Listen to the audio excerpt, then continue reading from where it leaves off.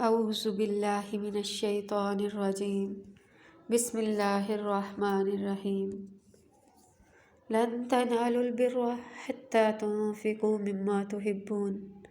چوتھے پارے کا آغاز انفاق فی سبیل اللہ کے حکم سے ہو رہا ہے، اور انفاق کے بارے میں یہ بیان کیا جا رہا ہے کہ تم اپنی محبوب چیز اللہ کی راہ میں جب تک خرچ نہیں کرو گے نیکی کے درجے کو پا نہ سکو گے، اور تو جو خرچ کرو اسے اللہ تعالی جانتا ہے۔ بر اس نیکی کو کہتے ہیں جو قبولیت کے درجے کو پہنچی ہو، اور وہی انفاق فی سبیل اللہ قبولیت کے درجے کو پہنچے گا جو اپنے مال میں سے پسندیدہ مال کے خرچ کرنے سے ہوگا۔ جب صحابہ کرام رضوان اللہ علیہم اجمعین نے یہ آیت سنی تو بہت سے صحابہ کرام نے اپنی قیمتی متاع اللہ کی راہ میں خرچ کر دی۔ ہر کھانا بنی اسرائیل کے لیے حلال تھا سوائے اس کے جو یعقوب نے تورات نازل ہونے سے پہلے خود اپنے اوپر حرام کر لیا تھا۔ آپ فرماتے کہ اگر تم سچے ہو تو تورات لاؤ اور پڑھ کر سناؤ۔ اس آیت میں اشارہ ہے یہود کی اس عادت کی طرف کہ انہوں نے اونٹ کے گوشت کو اپنے اوپر حرام کر لیا تھا، حالانکہ یہ حضرت یعقوب علیہ السلام کا عمل تھا اور صرف اپنی طبیعت کی وجہ سے انہوں نے اسے کھانا چھوڑا تھا، لیکن یہود نے اسے حرام قرار دے دیا، حالانکہ تورات میں اس قسم کا کوئی حکم موجود نہیں تھا۔ تو اللہ تعالیٰ کہہ رہے ہیں اس کے باوجود جو لوگ اللہ تعالیٰ پر جھوٹ بولیں وہی ظالم ہیں۔ فرما دیجئے کہ اللہ تعالیٰ نے سچ فرمایا، بس تم سب یکسو ہو کر ملت ابراہیم کی پیروی کرو، وہ مشرک نہیں تھے۔ پہلا گھر جو لوگوں کے لیے بنایا گیا وہ مکہ میں ہے، جو تمام دنیا کے لیے برکت و ہدایت والا ہے۔ اس میں آیات بینات کھلی نشانیاں ہیں، مقام ابراہیم ہے، جو کوئی اس میں داخل ہوا وہ امن والا ہو گیا۔ اللہ تعالیٰ نے ان لوگوں پر جو اس تک پہنچ سکتے ہیں اس کا حج فرض کر دیا ہے، اور جو انکار کرے تو اللہ تعالیٰ تمام دنیا سے بے نیاز ہے۔ آپ کہہ دیجئے کہ اے اہل کتاب، اللہ تعالیٰ کی آیات کا انکار کیوں کرتے ہو؟ جو تم کرتے ہو اللہ تعالیٰ اس پر گواہ ہے۔ کہہ دیجئے اے اہل کتاب، تم اللہ تعالیٰ کی راہ سے مومنوں کو کیوں روکتے ہو اور اس شخص کو ٹیڑھا کرنا چاہتے ہو، حالانکہ تم خود شاہد ہو اور اللہ تعالیٰ تمہارے اعمال سے بے خبر نہیں ہے۔ اے ایمان والو، اگر تم اہل کتاب کے کسی گروہ کی اتباع کرو گے تو وہ تمہارے ایمان کے بعد تمہیں دین سے پھیر دیں گے، اور تم کیوں کر کفر کرتے ہو جبکہ تم پر اللہ کی آیات کی تلاوت کی جا رہی ہے اور تم میں اس کے رسول بھی ہیں؟ تو جو کوئی اللہ کی راہ کو مضبوطی سے تھام لے گا تو اسے سیدھے راستے کی طرف ہدایت دی جائے گی۔ اے ایمان والو، اللہ سے ڈرو اور نہ تم مرنا مگر اس حال میں کہ تم مسلمان ہی ہو۔ ایسا تبھی ہو سکتا ہے کہ جب انسان اپنی پوری زندگی اللہ کی اطاعت میں گزارے اور اللہ کی رسی کو سب مل کر مضبوطی سے تھام لو اور تفرقے میں نہ پڑو، اور اللہ کی اس نعمت کو یاد کرو جو تم پر ہے۔ جب تم دشمن تھے تو اللہ تعالیٰ نے تمہارے دلوں میں الفت ڈال دی اور تم اس کی نعمت سے بھائی بھائی ہو گئے۔ اخوت اور مساوات اسلام کی بہت ہی اہم تعلیمات میں سے ہے۔ اخوت اللہ تعالیٰ کی نعمت قرار دی گئی ہے۔ وَكُنْتُمْ عَلَى شَفَا حُفْرَةٍ مِّنَ النَّارِ، کہ تم لوگ آگ کے گڑھے کے کنارے پر تھے۔ فَأَنْقَذَكُم مِّنْهَا، تو اس نے تمہیں اس سے بچا لیا۔ كَذَلِكَ يُبَيِّنُ اللَّهُ لَكُمْ آيَاتِهِ، اس طرح اللہ تمہارے لیے اپنی آیات بیان کرتا ہے تاکہ تم راہ پاؤ۔ وَلْتَكُن مِّنكُمْ أُمَّةٌ، اور چاہیے کہ تم میں ایک جماعت تو ایسی ہو جو بھلائی کی طرف بلاتی ہو، نیکی کا حکم دیتی ہو اور برائی سے منع کرتی ہو، اور یہی لوگ فلاح پانے والے ہیں۔ اور ان لوگوں کی طرح نہ ہو جاؤ جو فرقوں میں بٹ گئے اور دلائل کے آ جانے کے باوجود انہوں نے اختلاف کیا۔ ان لوگوں کے لیے عذاب عظیم ہے، اس دن کئی چہرے سفید ہوں گے اور کئی سیاہ۔ تو جن لوگوں کے چہرے سیاہ ہوں گے، کیا تم نے اپنے ایمان کے بعد کفر کیا؟ بس اپنے کفر کے سبب عذاب چکھو۔ تو جو لوگ ان کے چہرے سفید ہوں گے وہ اللہ کی رحمت میں ہیں، وہ اس میں ہمیشہ رہیں گے۔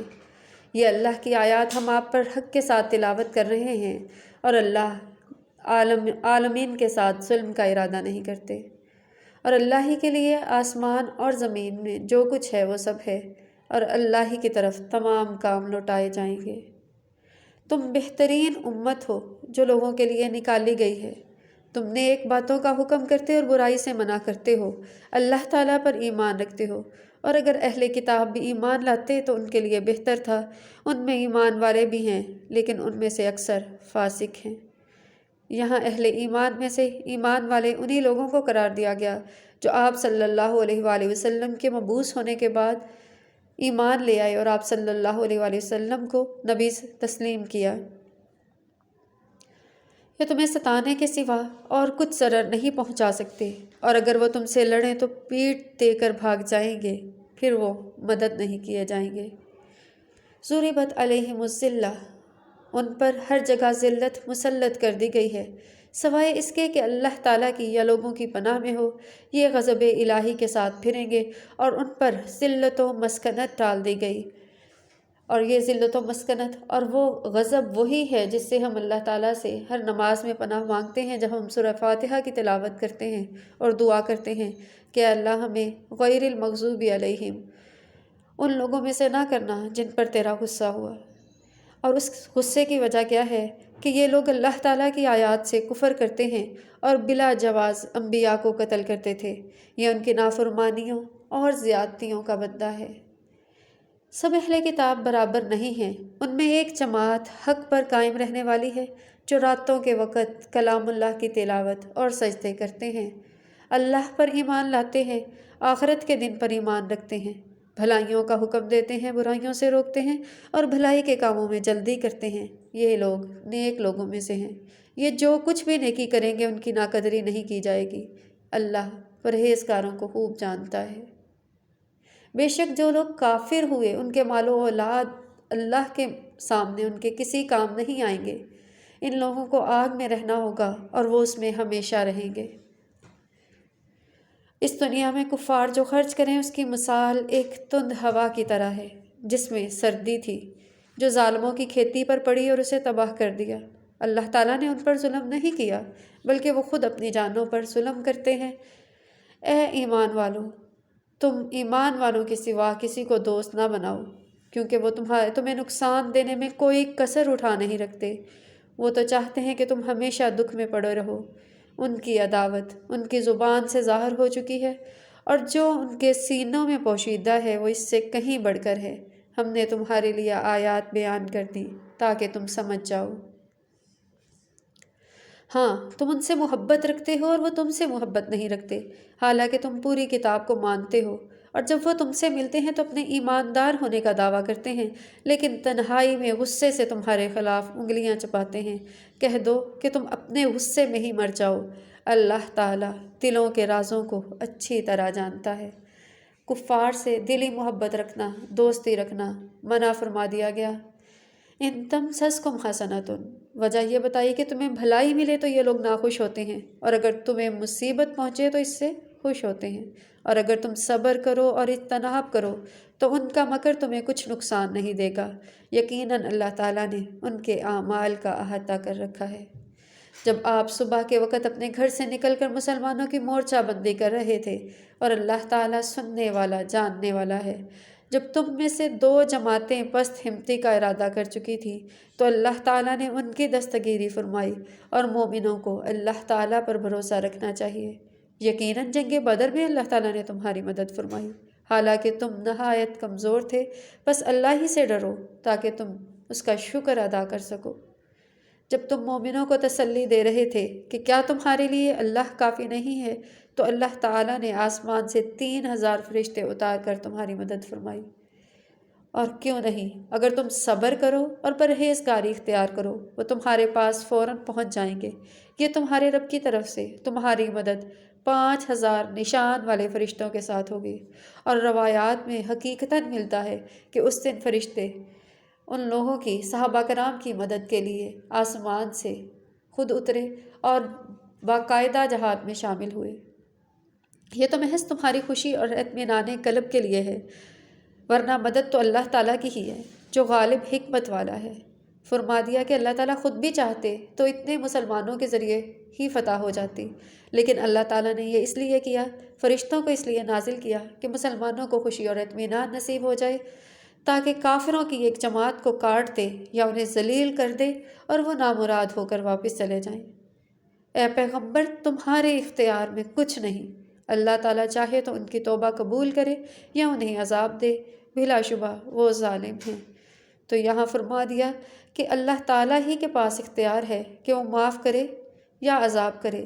یہاں پہ آپ صلی اللہ علیہ وآلہ وسلم کو بھی قطعی طور پر منع کر دیا گیا۔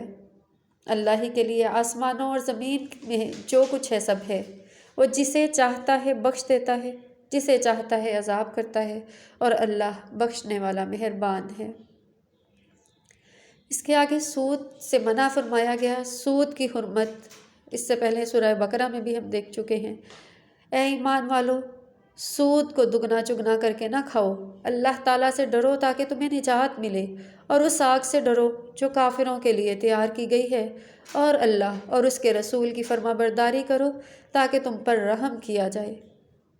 وَسَارِعُوا إِلَىٰ مَغْفِرَةٍ مِّن رَبِّكُمْ وَجَنَّةٍ، اور اپنے رب کی بخشش اور اس جنت کی طرف جلدی کرو جس کی چوڑائی آسمانوں اور زمین کے برابر ہے، جو پرہیزگاروں کے لیے تیار کی گئی ہے۔ جو لوگ آسانی اور سختی میں اللہ کے راستے میں خرچ کرتے ہیں، غصہ پینے والے اور لوگوں سے درگزر کرنے والے ہیں، اللہ تعالیٰ نیکوکاروں سے محبت کرتا ہے۔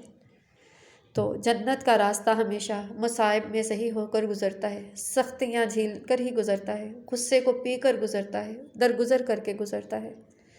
وَالَّذِينَ إِذَا فَعَلُوا فَاحِشَةً أَوْ ظَلَمُوا أَنفُسَهُمْ ذَكَرُوا اللَّهَ، کہ ان لوگوں سے اگر کوئی برائی ہو جائے یا اپنی جانوں پر ظلم کر بیٹھیں تو فوراً اللہ کو یاد کرتے ہیں، گناہوں کی بخشش مانگتے ہیں، اور گناہوں کو بخشنے والا اللہ کے سوا کون ہے، اور وہ لوگ اپنے کیے ہوئے پر اڑ نہیں جاتے۔ ان کا بدلہ ان کے رب کی طرف سے مغفرت اور ایسے باغات ہیں جن کے نیچے نہریں بہتی ہیں، جن میں وہ ہمیشہ رہیں گے۔ نیک کام کرنے والوں کے لیے بہت ہی اچھا اجر ہے۔ تم سے پہلے بھی ایسے واقعات گزر چکے، سو زمین میں چل پھر کر دیکھ لو کہ جھٹلانے والوں کا کیا انجام ہوا۔ یہ بیان سب کے لیے ہے اور پرہیزگاروں کے لیے ہدایت و نصیحت ہے۔ تم سستی نہ کرو اور نہ غم کرو، تم ہی غالب رہو گے اگر تم ایماندار ہو۔ یہاں اللہ تعالیٰ نے احد کی شکست کے بعد تسلی دینے کے لیے کامیابی کی مشروط ضمانت دی ہے۔ إِن يَمْسَسْكُمْ كَرْحٌ فَقَدْ مَسَّ الْقَوْمَ كَرْحٌ مِثْلُهُ، اگر تم زخمی ہوئے تو دوسرے لوگ بھی تو ایسے ہی زخم کھا چکے ہیں۔ ہم لوگوں کے درمیان دنوں کو بدلتے رہتے ہیں تاکہ اللہ تعالیٰ ایمان والوں کو نمایاں کر دے اور تم میں سے بعض کو شہادت کا درجہ عطا فرمائے۔ اللہ تعالیٰ ظالموں سے محبت نہیں کرتا، اور اس طرح اللہ تعالیٰ ایمان والوں کو ممتاز کر لے اور کافروں کو مٹا دے۔ کیا تم یہ سمجھ بیٹھے ہو کہ تم جنت میں یوں ہی داخل ہو جاؤ گے؟ حالانکہ اب تک اللہ نے یہ ظاہر نہیں کیا کہ تم میں سے جہاد کرنے والے کون ہیں اور صبر کرنے والے کون ہیں۔ یہاں بھی غزوہ احد میں ہونے والے عارضی نقصان پر تسلی دی جا رہی ہے کہ جنت میں جانے کے لیے اس طرح کے مصائب، مشکلات برداشت کرنی پڑتی ہیں۔ وَلَقَدْ كُنْتُمْ تَمَنَّوْنَ الْمَوْتَ مِنْ قَبْلِ أَنْ تَلْقَوْهُ، جنگ سے پہلے تو تم شہادت کی آرزو کرتے تھے، اب تم نے اسے اپنی آنکھوں سے دیکھا ہے۔ اور محمد صلی اللہ علیہ وآلہ وسلم اللہ کے رسول ہیں، ان سے پہلے بھی رسول گزر چکے ہیں۔ کیا اگر ان کو موت آ جائے یا وہ شہید ہو جائیں تو تم اپنی ایڑیوں کے بل پر پھر جاؤ گے؟ اور جو کوئی اپنی ایڑیوں پر پھر جائے تو اللہ تعالیٰ کا ہرگز کچھ نہیں بگاڑے گا۔ ان قریب اللہ تعالیٰ شکر گزاروں کو بدلہ دے گا۔ جنگ احد میں یہ ہوا کہ آپ صلی اللہ علیہ وآلہ وسلم زخمی ہو کر گر پڑے تو صحابہ کرام کو یہ اندیشہ ہوا کہ خدا نخواستہ آپ صلی اللہ علیہ وآلہ وسلم شہید ہو گئے ہیں، بددل ہو گئے اور بددل ہو کر جنگ سے پیچھے ہٹنے لگے۔ اس پر اللہ تعالیٰ نے انہیں یہ حکم دیا کہ اگر تم یہ جنگ کر رہے ہو تو یہ اللہ تعالیٰ کے لیے ہے، اور اگر آپ صلی اللہ علیہ وسلم کی وفات ہو جائے تو اس کے بعد مومن اپنے دین پر ثابت قدم رہیں گے، اور جو حکم اللہ تعالیٰ نے انہیں دیا اور جو کام انہیں کرنا ہے وہ ویسے ہی کرتے رہیں گے۔ اس کے بعد اللہ تعالیٰ نے موت کو اٹل حقیقت قرار دیا اور فرمایا اللہ تعالیٰ کے حکم کے سوا کوئی جاندار نہیں مر سکتا، مقرر شدہ وقت لکھا ہوا ہے۔ دنیا چاہنے والے کو ہم دنیا دیتے ہیں اور آخرت کا ثواب چاہنے والے کو ہم آخرت، اور شکر گزاروں کو ہم بہت جلد بدلہ دیں گے۔ بہت سے نبیوں کے ساتھ بہت سے اللہ والے جہاد کر چکے ہیں، انہیں اللہ کی راہ میں تکلیفیں پہنچی، لیکن نہ انہوں نے ہمت ہاری، نہ کمزوری دکھائی اور نہ دبے، اور اللہ صبر کرنے والوں سے محبت کرتا ہے۔ اور ان کی آرزو صرف یہ تھی کہ پروردگار ہمارے گناہوں کو بخش دے، ہم سے ہمارے کام میں جو زیادتی ہوئی اسے معاف فرما اور ہمیں ثابت قدم رکھ، اور کافر قوم پر ہماری مدد فرما۔ ربنا اغفر لنا ذنوبنا واسرافنا فی امرنا وثبت اقدامنا وانصرنا علی القوم الکافرین۔ اللہ تعالیٰ نے انہیں دنیا میں اجر دیا اور آخرت کا صلہ اس سے بہتر ہے، اور اللہ تعالیٰ احسان کرنے والوں سے محبت کرتا ہے۔ اے صاحب ایمان لوگو، اگر تم کافروں کی بات مانو گے تو وہ تمہیں ایڑیوں کے بل پھیر دیں گے، پھر تم نقصان پانے والے ہو جاؤ گے۔ تو یہاں یہ بتایا جا رہا ہے کہ جب تمہارے دشمن احد میں تمہیں عظیم نقصان پہنچا سکے اور تمہیں کافر بنانے کے در پہ ہیں تو تم ان سے خیر کی توقع ہی نہ کرو۔ بل اللہ مولاکم، صرف اللہ ہی تمہارا مددگار ہے اور وہی بہترین مدد دینے والا ہے۔ ان قریب کافروں کے دلوں میں رعب ڈال دیں گے اس وجہ سے کہ وہ اللہ تعالیٰ کے ساتھ ان چیزوں کو شریک کرتے ہیں جس کی اللہ تعالیٰ نے کوئی دلیل نازل نہیں کی۔ ان کا ٹھکانہ جہنم ہے اور وہ ظالموں کے لیے بہت بری جگہ ہے۔ اللہ تعالیٰ نے تم سے اپنا وعدہ سچ کر دکھایا جب تم اس کے حکم سے کافروں کو کاٹ رہے تھے، یہاں تک کہ جب تم نے پست ہمتی اختیار کی، کام میں جھگڑا کیا، نافرمانی کی، اس کے بعد اس نے تمہاری پسند کی چیزیں تمہیں دے دیں۔ تم میں سے بعض دنیا چاہتے تھے اور بعض آخرت، پھر اس نے تمہیں ان سے پھیر دیا تاکہ تم کو آزمائے، اور یقیناً اس نے تمہاری لغزش سے درگزر فرمایا، اور اللہ تعالیٰ مومنوں پر بڑا فضل کرنے والا ہے۔ لغزش کیا تھی؟ جب تم چڑھتے جا رہے تھے اور کسی کی طرف توجہ نہیں کر رہے تھے، اور اللہ کا رسول تمہیں پیچھے سے آوازیں دے رہا تھا، پھر تمہیں غم پر غم پہنچا تاکہ تم سے جو چھن گیا اور جو تمہیں رنج پہنچا اس پر غم نہ کھاؤ۔ اللہ تعالیٰ تمہارے اعمال سے خبردار ہے۔ یہاں پر غزوہ احد میں صحابہ کرام کے درہ چھوڑ دینے والے واقعے کا ذکر ہے۔ پھر اس غم کے بعد اس نے تم پر امن نازل فرمایا اور تم میں سے ایک جماعت کو پرسکون نیند آنے لگی۔ کچھ لوگ جنہیں اپنی جانوں کی پڑی ہوئی تھی وہ اللہ تعالیٰ کے ساتھ جہالت پر مبنی بدگمانیاں کر رہے تھے اور کہتے تھے کیا ہمیں کسی چیز کا اختیار نہیں؟ آپ فرما دیجئے کہ اختیار تو سارے کا سارا اللہ کے پاس ہے۔ وہ اپنے دلوں میں وہ چیز چھپا رہے تھے جس کو آپ کے سامنے ظاہر نہیں کرتے تھے۔ وہ کہتے کاش ہمارے لیے کوئی اختیار ہوتا تو ہم اس جگہ یوں قتل نہ کیے جاتے۔ آپ فرما دیں کہ اگر اپنے گھروں میں بھی ہوتے تو موت جس کے لیے تھی، جس کو قتل ہونا تھا، وہ اپنے مقتل کی طرف چلے ہی آتے۔ اللہ تعالیٰ تمہارے دلوں کو آزمانا اور پاک کرنا چاہتا تھا۔ اللہ تعالیٰ دلوں کے بھید جاننے والا ہے۔ جن لوگوں نے اس دن پیٹھ دکھائی جس دن دو جماعتوں کا ٹکراؤ ہوا، یہ لوگ اپنے بعض اعمال کی وجہ سے شیطان کے پھسلانے میں آ گئے، لیکن یقین جانو اللہ تعالیٰ نے انہیں معاف کر دیا۔ اللہ تعالیٰ بخشنے والا، حوصلے والا ہے۔ اے ایمان والو، تم کفار کی طرح نہ ہو جانا جنہوں نے اپنے بھائیوں کے بارے میں کہا کہ جب وہ سفر میں ہوں یا جہاد میں، اگر وہ ہمارے پاس ہوتے تو نہ مرتے اور نہ قتل کیے جاتے، تاکہ اس بات کو اللہ تعالیٰ ان کے دلوں کی حسرت بنا دے۔ اللہ تعالیٰ زندہ کرتا اور مارتا ہے، اور اللہ تعالیٰ تمہارے عمل دیکھ رہا ہے۔ بار بار اللہ تعالیٰ یہی بتا رہے ہیں کہ موت کا ایک وقت مقرر ہے، تو موت سے ڈرنا نہیں چاہیے، بلکہ مسلمان بہادر ہوتا ہے اور اسے اللہ کی راہ میں جو بھی مصائب، مشکلات یا حتیٰ کہ شہادت بھی ملے تو وہ اسے خوش دلی سے قبول کرتا ہے۔ اگر اللہ تعالیٰ کی راہ میں قتل کیے جاؤ یا اپنی موت مرو تو اللہ کی بخشش اور رحمت اس سے بہتر ہے جسے وہ سب جمع کر رہے ہیں۔ اگر تم مر جاؤ یا قتل کر دیے جاؤ تو تم نے جمع تو اللہ تعالیٰ ہی کی طرف ہونا ہے۔ ان سب کے بعد آپ صلی اللہ علیہ وآلہ وسلم کی نرم مزاجی کا ذکر ہے۔ آپ اللہ کی رحمت کے ساتھ ہی ان کے لیے نرم مزاج ثابت ہوئے۔ اگر آپ ترش رو یا سخت دل ہوتے تو یہ آپ کے پاس سے منتشر ہو جاتے، سو آپ ان سے درگزر فرمائیں، ان کے لیے استغفار کریں، کاموں میں ان سے مشورہ لیا کریں اور جب آپ کا ارادہ پختہ ہو جائے تو اللہ تعالیٰ پر بھروسہ کریں، یقیناً اللہ تعالیٰ توکل کرنے والوں سے محبت کرتا ہے۔ اگر اللہ تمہاری مدد فرمائے تو تم پر کوئی غالب نہیں آ سکتا، اور اگر وہ تمہیں چھوڑ دے تو اس کے بعد کون ہے جو تمہاری مدد کرے گا؟ ایمان والوں کو اللہ تعالیٰ پر ہی بھروسہ رکھنا چاہیے۔ اور کسی نبی کو یہ زیب نہیں دیتا تھا کہ وہ خیانت کا ارتکاب کرے۔ ہر خیانت کرنے والا خیانت کو لیے قیامت کے دن حاضر ہوگا، پھر ہر شخص کو اس کے اعمال کا پورا پورا بدلہ دیا جائے گا اور وہ ظلم نہیں کیے جائیں گے۔ کیا وہ شخص جو اللہ تعالیٰ کی خوشنودی کا متلاسی ہے اس شخص جیسا ہو سکتا ہے جو اللہ تعالیٰ کی جہنم اور ناراضگی لے کر لوٹتا ہے، اور جس کی جگہ ٹھکانہ جہنم ہے تو اس کا ٹھکانہ بدترین ہے۔ اللہ تعالیٰ کے پاس ان کے الگ الگ درجے ہیں اور ان کے تمام اعمال کو اللہ تعالیٰ دیکھ رہا ہے۔ بے شک مسلمانوں پر اللہ تعالیٰ کا بڑا احسان ہے کہ انہی میں سے ایک رسول ان میں بھیجا جو انہیں اس کی آیات پڑھ کر سناتا ہے، انہیں پاک کرتا ہے، انہیں کتاب و حکمت سکھاتا ہے۔ یقیناً یہ اس سے پہلے کھلی گمراہی میں تھے۔ کیا جب تمہیں ایک ایسی تکلیف پہنچی جو تم کو اس سے دگنی پہنچا چکے ہو تو تم کہنے لگے کہ یہ کہاں سے آ گئی؟ آپ کہہ دیجئے یہ خود تمہاری طرف سے ہے۔ بے شک اللہ تعالیٰ ہر چیز پر قادر ہے۔ اور جو کچھ تمہیں تکلیف پہنچی، جس دن دو جماعتیں باہم ٹکرائیں، وہ سب اللہ کے حکم سے تھا تاکہ اللہ تعالیٰ ایمان والوں کو جان لے اور منافقوں کو بھی جان لے۔ جن سے کہا گیا کہ آؤ اللہ کے راہ میں جہاد کرو یا کافروں کو روکو، تو وہ کہنے لگے کہ اگر ہم لڑائی کرنا جانتے تو ضرور ساتھ دیتے۔ اس دن وہ ایمان کی نسبت کفر کے زیادہ قریب تھے۔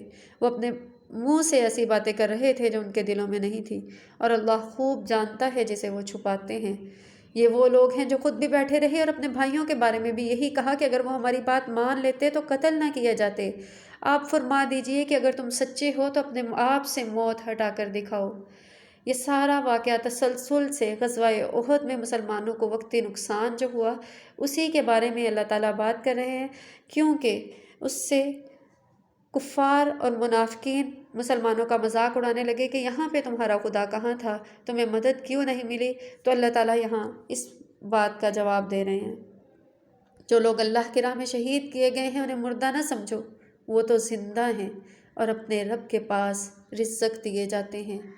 اللہ تعالیٰ نے جو اپنا فضل انہیں دے رکھا ہے وہ اس سے خوش ہیں اور خوشخبری دیتے ہیں ان لوگوں کو جو ان سے نہیں ملے اور ابھی ان کے پیچھے ہیں کہ انہیں نہ کوئی خوف ہوگا اور نہ ہی وہ غمگین ہوں گے۔ وہ اللہ کی نعمت اور فضل کے ساتھ خوش ہیں، اور بے شک اللہ تعالیٰ ایمان والوں کا اجر ضائع نہیں کرتا۔ ایمان والے کون ہیں؟ جن لوگوں نے زخمی ہونے کے باوجود اللہ اور رسول کے حکم کو قبول کیا، ان میں سے جس نے نیکی کی اور پرہیزگاری اختیار کی، ان کے لیے بہت بڑا اجر ہے۔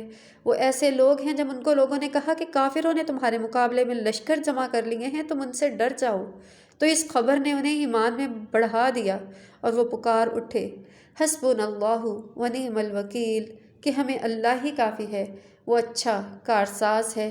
پھر وہ اللہ کی نعمت و فضل کے ساتھ لوٹے، انہیں کوئی نقصان نہ پہنچا، وہ اللہ تعالیٰ کی رضامندی طلب کرنے والے ہوئے، اور اللہ بڑے فضل والا ہے۔ یہ تو صرف شیطان ہے جو تمہیں اپنے دوستوں سے ڈراتا ہے، تم ان کافروں سے نہ ڈرو اور مجھ سے ہی ڈرو اگر تم مومن ہو۔ کفر میں آگے بڑھنے والے لوگ آپ کو پریشان نہ کریں، یہ اللہ تعالیٰ کا کچھ نہیں بگاڑ سکیں گے۔ اللہ تعالیٰ چاہتا ہے کہ ان کے لیے آخرت میں کوئی حصہ نہ رہے اور ان کے لیے بڑا عذاب ہے۔ کفر کو ایمان کے بدلے خریدنے والے اللہ تعالیٰ کو ہرگز کوئی نقصان نہیں پہنچا سکتے اور ان کے لیے دردناک عذاب ہے۔ کافر ہماری دی ہوئی مہلت کو اپنے حق میں بہتر نہ سمجھے، یہ مہلت تو ہم نے اس لیے دی ہے کہ وہ گناہوں میں اور بڑھ جائیں، ان کے لیے ذلیل کرنے والا عذاب ہے۔ اللہ تعالیٰ ایمان والوں کو اسی حال پر نہیں چھوڑے گا جب تک کہ وہ پاک اور ناپاک کو الگ الگ نہ کر دے، یعنی یہ آزمائشیں اس لیے ہیں کہ مومن، منافقین اور کفار علیحدہ علیحدہ ہو جائے۔ اللہ تعالیٰ ایسا نہیں ہے کہ تمہیں غیب سے آگاہ کرے، بلکہ اللہ تعالیٰ اپنے رسولوں میں سے جس کا چاہے انتخاب کر لیتا ہے، اس لیے تم اللہ تعالیٰ اور اس کے رسولوں پر ایمان رکھو۔ اگر تم ایمان لاؤ اور تقوی اختیار کرو تو تمہارے لیے بڑا اجر ہے۔ جنہیں اللہ تعالیٰ نے اپنے فضل سے کچھ دے رکھا ہے وہ بخل کو اپنے لیے بہتر نہ سمجھیں، بلکہ بخل کرنا ان کے لیے برا ہے۔ ان قریب قیامت کے دن وہ بخل والی چیز ان کے گلے میں ڈالی جائے گی۔ اللہ ہی کے لیے آسمانوں اور زمین کی ملکیت ہے، اور جو کچھ تم کر رہے ہو اس سے اللہ تعالیٰ باخبر ہے۔ اس سے پہلے اللہ تعالیٰ نے انفاق فی سبیل اللہ کا اجر بتا کر اس کی طرف رغبت دلائی، اور یہاں یہ بتایا جا رہا ہے کہ اگر بخیلی سے کام لوگے تو جو چیز بخیلی سے جمع کر رہے ہو قیامت کے دن وہ گلے میں ڈال دی جائے گی، گلے کا توق ہوگی۔ یقیناً اللہ تعالیٰ نے ان لوگوں کا کہا سن لیا جنہوں نے کہا کہ اللہ تعالیٰ فقیر ہے اور ہم مالدار ہیں۔ یہ کفار کے سوالات تھے کہ اللہ تعالیٰ کیوں انفاق کا حکم دے رہا ہے، کہ اللہ تعالیٰ محتاج ہے؟ تو اللہ تعالیٰ کہہ رہے ہیں ان کی بات کو ہم لکھ لیں گے، اور ان کا بلا وجہ انبیاء کو قتل کرنا بھی، اور ہم ان سے کہیں گے کہ جلا دینے والے عذاب چکھو۔ یہ تمہارے پیش کردہ اعمال کا نتیجہ ہے، اور اللہ تعالیٰ اپنے بندوں پر ظلم نہیں کرتا۔ یہ وہ لوگ ہیں جنہوں نے کہا اللہ تعالیٰ سے ہم نے عہد لیا ہے کہ ہم کسی رسول پر ایمان نہ لائیں جب تک وہ ہمارے پاس ایسی قربانی نہ لائے جسے آگ کھا جائے۔ فرما دیجئے کہ اگر تم سچے ہو تو مجھ سے پہلے تمہارے پاس جو رسول ایسے معجزات کے ساتھ آئے جس کا تم مطالبہ کر رہے تھے تو تم نے انہیں کیوں قتل کیا؟ بس اگر وہ پھر بھی آپ کو جھٹلائیں تو آپ سے پہلے بہت سے رسول جھٹلائے گئے جو واضح دلائل، صحیفے اور روشن کتابیں لے کر آئے تھے۔ ہر جان کو موت کا مزہ چکھنا ہے۔ قیامت کے دن پورے پورے اجر دیے جائیں گے۔ پھر جو شخص آگ سے بچا لیا گیا، جنت میں داخل کر دیا گیا، یقیناً وہ کامیاب ہو گیا، اور دنیا کی زندگی تو صرف دھوکے کا سامان ہے۔ نسأل اللہ الجنت ونعوذ بہ من النار۔ اے اللہ ہم تجھ سے جنت مانگتے ہیں اور دوزخ سے پناہ مانگتے ہیں۔ لَتُبْلَوُنَّ فِي أَمْوَالِكُمْ وَأَنفُسَكُمْ۔ تم ضرور اپنے مالوں اور جانوں کے بارے میں آزمائے جاؤ گے، اور تمہیں اپنے سے پہلے اہل کتاب اور مشرکوں سے بہت سی تکلیف دہ باتیں سننی پڑیں گی۔ اگر تم صبر کر لو اور پرہیزگاری اختیار کرو تو بلا شک یہ بڑی ہمت کا کام ہے۔ اور جب اللہ تعالیٰ نے اہل کتاب سے عہد لیا کہ تم اسے سب لوگوں کے سامنے ضرور بیان کرو گے اور اسے چھپاؤ گے نہیں، تو انہوں نے اس عہد کو اپنی پیٹھ پیچھے ڈال دیا اور اسے بہت کم قیمت پر بیچ ڈالا۔ بہت برا سودا ہے جو انہوں نے کیا۔ وہ لوگ جو اپنے کیے پر خوش ہیں اور چاہتے ہیں کہ جو انہوں نے نہیں کیا اس پر بھی ان کی تعریف کی جائے، آپ انہیں ہرگز عذاب سے نجات پانے والے نہ سمجھیں۔ ان کے لیے دردناک عذاب ہے۔ آسمانوں اور زمین کی بادشاہی اللہ ہی کے لیے ہے، اور اللہ تعالیٰ ہر چیز پر قادر ہے۔ آسمانوں اور زمین کی پیدائش میں، دن اور رات کے آنے جانے میں عقل والوں کے لیے نشانیاں ہیں۔ جو لوگ اللہ کا ذکر کھڑے بیٹھے اور اپنی پہلوؤں پر لیٹے ہوئے کرتے ہیں، اور آسمان اور زمین کی پیدائش میں غور کرتے ہیں اور کہتے ہیں اے پروردگار، تو نے یہ سب کچھ بے فائدہ نہیں بنایا، تو پاک ہے، بس ہمیں آگ کے عذاب سے بچا۔ ربنا ما خلقت ھذا باطلا سبحانک فقنا عذاب النار۔ ربنا انک من تدخل النار فقد اخزیتہ وما للظالمین من انصار۔ اے ہمارے پالنے والے، جسے تو نے جہنم میں ڈال دیا، یقیناً تو نے اسے ذلیل کیا، اور ظالموں کا کوئی مددگار نہیں۔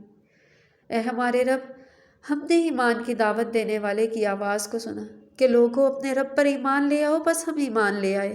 اے ہمارے رب، تو ہمارے گناہ معاف فرما، ہماری خطائیں ہم سے دور کر دے، ہمیں نیک لوگوں کے ساتھ موت نصیب فرما۔ اور اے ہمارے رب، ہمیں وہ کچھ عطا فرما جس کا وعدہ آپ نے ہم سے اپنے رسولوں کے ذریعے کیا، اور ہمیں قیامت کے دن رسوا نہ کرنا، یقیناً تو وعدہ خلافی نہیں کرتا۔ بس ان کے رب نے ان کی دعا قبول فرما لی۔ میں کسی بھی عمل کرنے والے کے عمل ہرگز ضائع نہیں کرتا، وہ عورت کے ہوں یا مرد کے، کیونکہ تم ایک دوسرے سے ہو۔ جنہوں نے ہجرت کی اور اپنے گھروں سے نکال دیے گئے، اور جنہیں میری راہ میں ستایا گیا، اور جنہوں نے جہاد کیا اور شہید کیے گئے، میں ہر صورت ان کے گناہ ختم کر دوں گا، اور یقیناً انہیں ان جنتوں میں داخل کروں گا جن کے نیچے نہریں بہہ رہی ہیں۔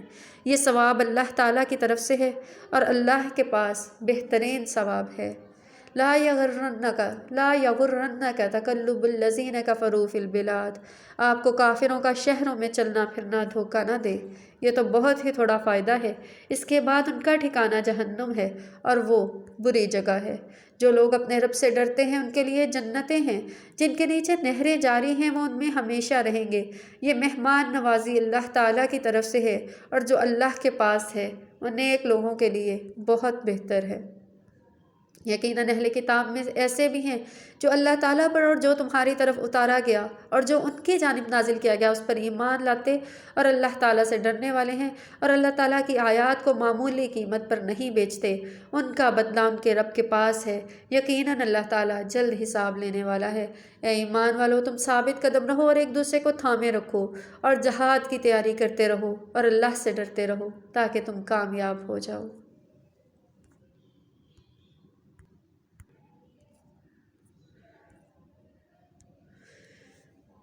بسم اللہ الرحمن الرحیم۔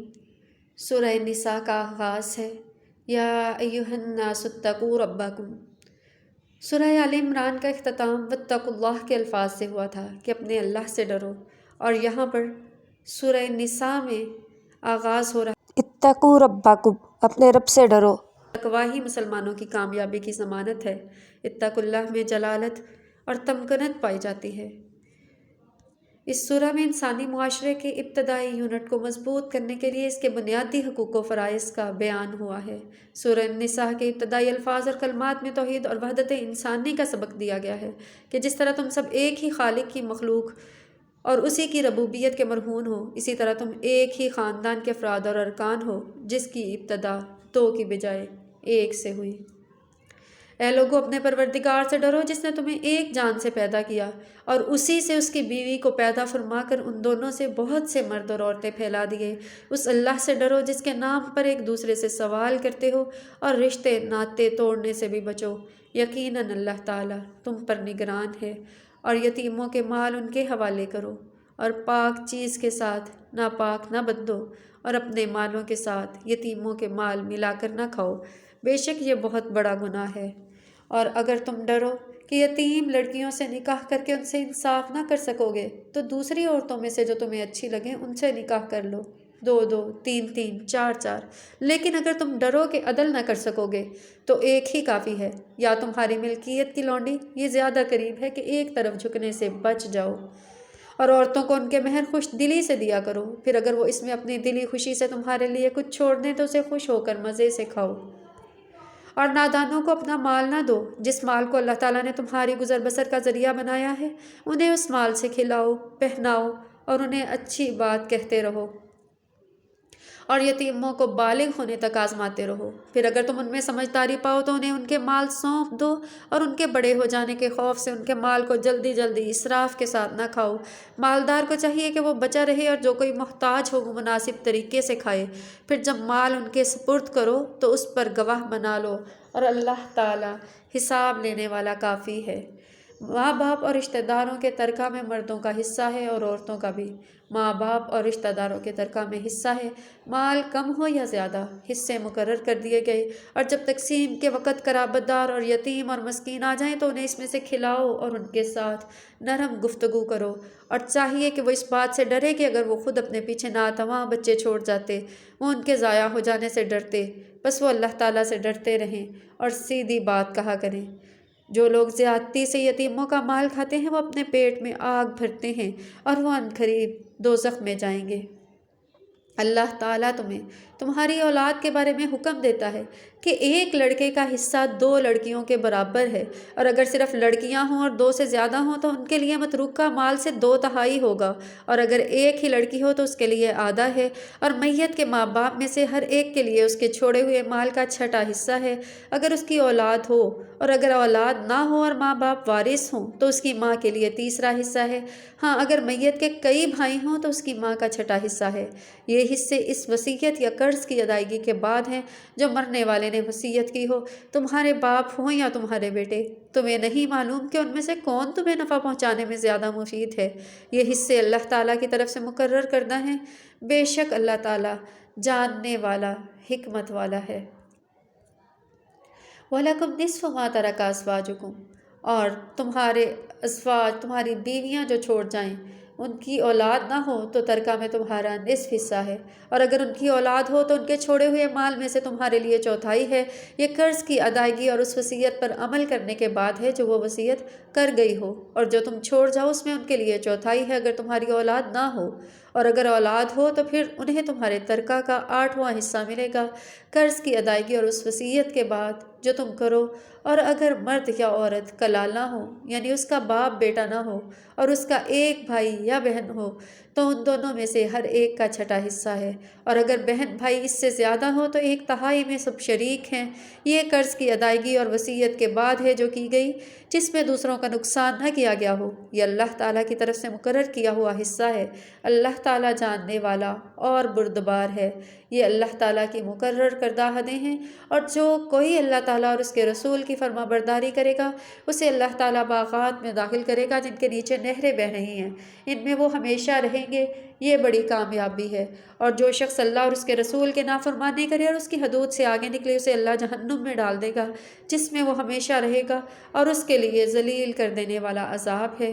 تمہاری عورتوں میں سے جو بے حیائی کا کام کریں ان میں 4 گواہ لاؤ، اگر وہ گواہی دیں تو ان عورتوں کو گھروں میں قید رکھو یہاں تک کہ ان کی موت واقع ہو جائے یا اللہ تعالیٰ ان کے لیے کوئی راہ نکال دے۔ اور جو 2 مرد ایسا کام کریں تو انہیں سزا دو، اور اگر وہ توبہ اور اصلاح کر لیں تو انہیں چھوڑ دو، بے شک اللہ تعالیٰ توبہ قبول کرنے والا رحم کرنے والا ہے۔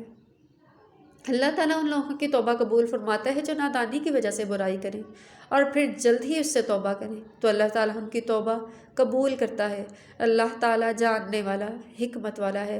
توبہ کی قبولیت کا معیار یہی ہے کہ انسان اپنے گناہوں پر ہٹ دھرم نہ ہو بلکہ نادم ہو، دوبارہ نہ کرنے کا عہدہ کرے تو پھر ہی وہ توبہ قابل قبول ہوگی۔